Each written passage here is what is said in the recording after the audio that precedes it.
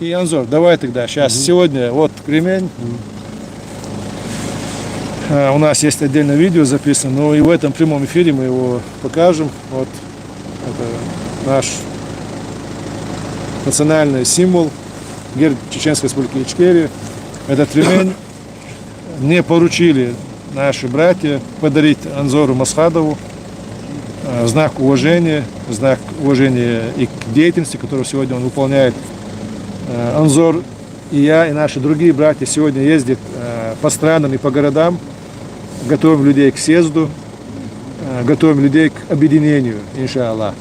И вот этот подарок, знак уважения к работе, которую выполняет наш брат Анзор, и вообще лично к нему и к его павшему шахидам отцу.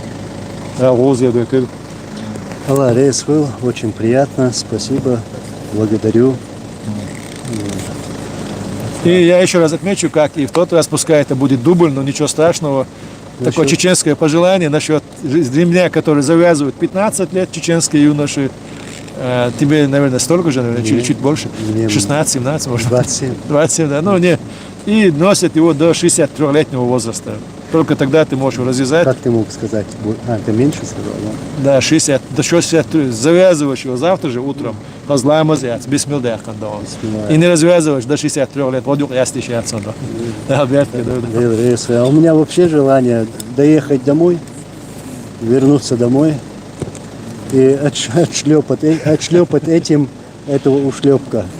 Вот. Ну, такая возможность тоже у тебя есть. Ремень наличие. Ремнем. Да, ремень наличие. Согреть. Уже, да. В общем. Вот.